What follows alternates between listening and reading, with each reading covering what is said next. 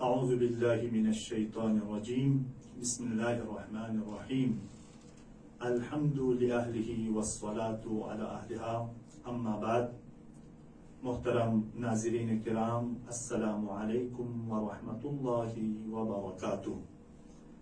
محترم ناظرین کرام،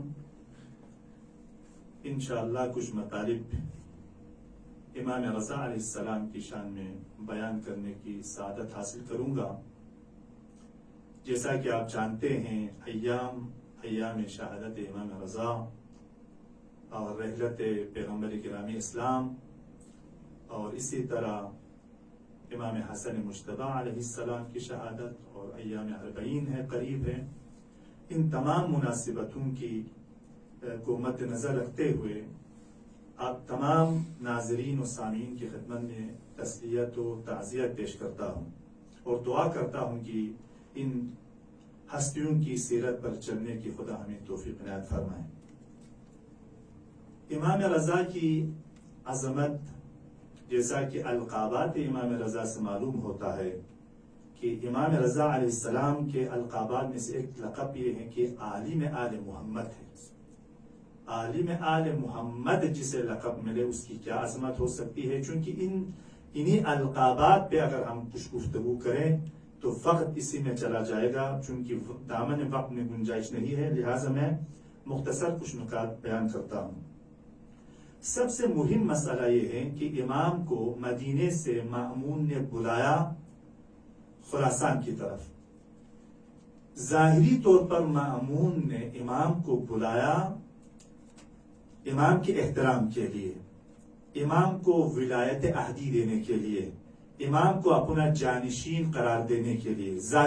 ظاہری بات اور تاریخ جو بتاتی ہے، تاریخ کی حد تک یہ صحیح ہے، لیکن اصل مقصد وہ امام کا احترام نہیں تھا۔ اہل تحقیق علماء اور محققین بیان کرتے ہیں کہ حقیقت میں امام کی تعظیم کے لیے، امام کے احترام کے لیے، امام کی عظمت کے لیے نہیں بلایا، بلکہ امام کو اس لیے بلایا تاکہ امام کے تمام کارکردگی جو ہے اس کے مد نظر رکھے، اس کی نظروں کے سامنے رہے اور امام کو اس کے خلاف ظاہری طور پر بغاوت کرنے کا کوئی موقع نہ ملے۔ اس وجہ سے امام کو بلایا گیا۔ اسی وجہ سے جس افراد کو مأمور کیا تھا امام کو نیشاپور لانے کے لیے، ان سے کہا گیا ان راستوں سے لایا جائے فرزند رسول کو کہ جہاں پر شیعہ نشین افراد نہ ہو، یعنی امام کے چاہنے والوں کی تعداد نہ ہو، یعنی ان راستوں کا انتخاب کیا گیا۔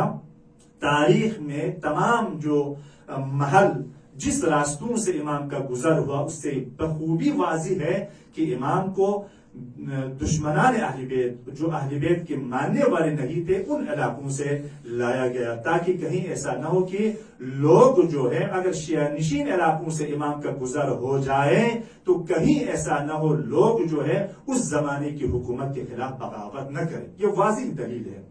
دوسری بات، جب امام کو بلایا گیا، امام علیہ السلام منطقہ نیشاپور پر جب پہنچتے ہیں، امام ناقے پر سوار ہے۔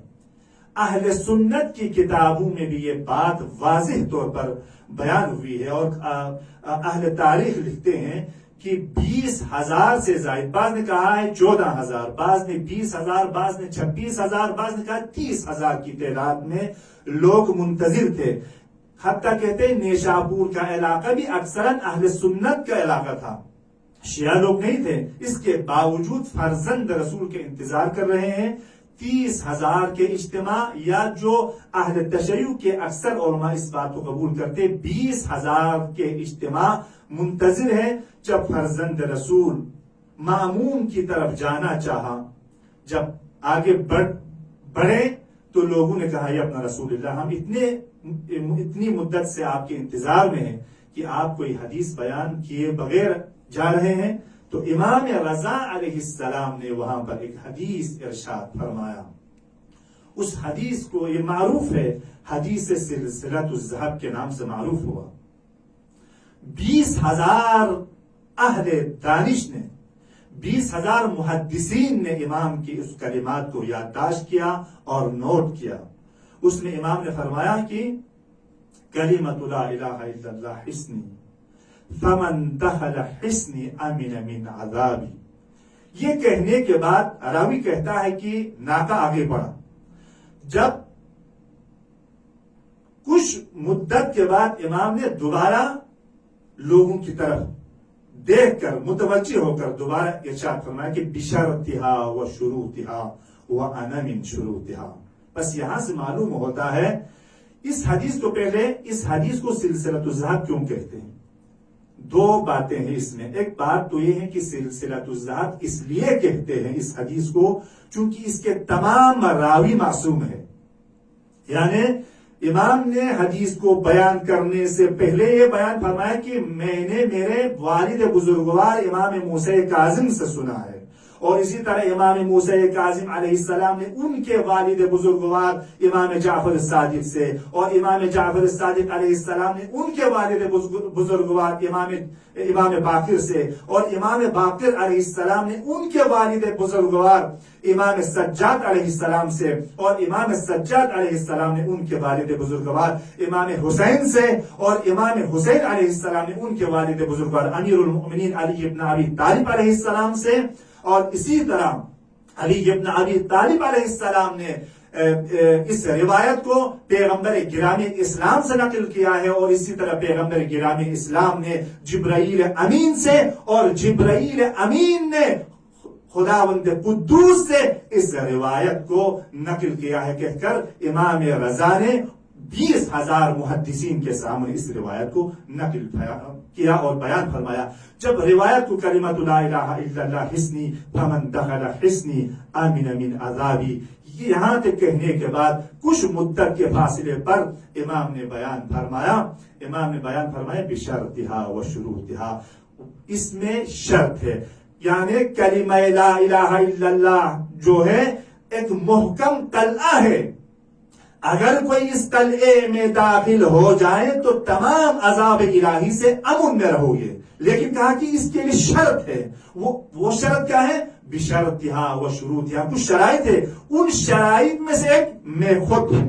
یعنی کہنے کا مطلب یہ ہے کہ توحید محوری اس وقت تک مکمل نہیں ہے جب تک اہل بیت شامل نہ ہو. توحید اس وقت تک مکمل نہیں ہے جب تک ولایت نہ ہو. توحید اس وقت تک مکمل نہیں ہے، اور اسلام ناب جسے کہتے ہیں یا توحید ناب جسے کہتے ہیں اس وقت تک کما حقہ مکمل نہیں ہے جب تک اس میں ولایت شامل نہ ہو. اور اہل بیت عصمت و طہارت امامت و ولایت جب تک نہ ہو وہ توحید نہیں ہے بلکہ ناقص توحید ہے. لہذا شرط اساسی یہ ہے توحید کے لیے ہماری ولایت اس میں شامل ہو. بس امام نے توحید میں امامت و ولایت کو شامل کر دیا. اور اس حدیث کو حدیث سلسلۃ الذہب اس لیے کہا جاتا ہے کہ اس کے تمام راوی جو ہے معصومین ہے. اور اس حدیث کی ایک اور حدیث کے ذریعے بھی وضاحت کرتے ہیں، اس کی بھی راوی جو ہے خود امام رضا ہے. اس میں کیا فرماتے ہیں؟ ولایت علی ابن ابی طالب حصنی فمن دخل حصنی امن من عذابی. وہاں پر ولایت کا مکمل نام لیا. یہاں پر اس حدیث میں جو کہا تھا کہ شرائط ہے، ان شرائط میں سے ایک ہم ہے، وہاں پر اس حدیث میں بیان فرمایا کہ علی کی ولایت ایک محکم قلعہ ہے. جو بھی اس قلعے میں داخل ہو جائے اس کو امان مل جاتا ہے. بس نتیجہ یہ ہوا توحید واقعی اس وقت تک حاصل نہیں ہو سکتا جب تک دامن اہل بیت کو ولایت علی کو تھام نہ لے، جب تک علی کی سیرت پر نہ چلے، جب تک امام حسن کی سیرت پر نہ چلے، جب تک امام رضا کی سیرت پر نہ چلے، اس وقت تک توحید مکمل نہیں ہے اور ناقص توحید ہے. بس عزیزان من، یہ مختلف جگہوں سے مکتب اہل بیت کو بدنام کرتے ہیں، مشرک کہہ کر شرکیہ الفاظ استعمال کرتے ہیں، کہہ کر ہمیں بدنام کرتے ہیں. وجہ کیا ہے؟ یہ میرے اور آپ کی غلطی ہے. ہم نے صحیح توحید کی معرفی نہیں کی. در حال کی مکتب اہل بیت سے بڑھ کر کائنات میں کوئی نہیں ہے جو صحیح معنی میں توحید کو سمجھ لیا ہو. امیر المومنین کے خطبات کی طرف دیکھیں، امام حسین کی دعاؤں کی طرف دیکھیں، امام سجاد کی صحیفہ سجادیہ کی طرف دیکھیں، نہج البلاغہ کی طرف دیکھیں، معصومین کے روایت میں کی طرف توجہ کریں تو حقیقی توحید تو در اہل بیت سے ملتا ہے۔ اسی پر میں اکتفا کرتا ہوں کہ ہمیں صحیح معنی میں دین کو سمجھنے، دین پر عمل کرنے اور سیرت معصومین کو اپنانے کی خدا ہمیں توفیق عنایت فرمائے۔ والسلام علیکم ورحمۃ اللہ وبرکاتہ۔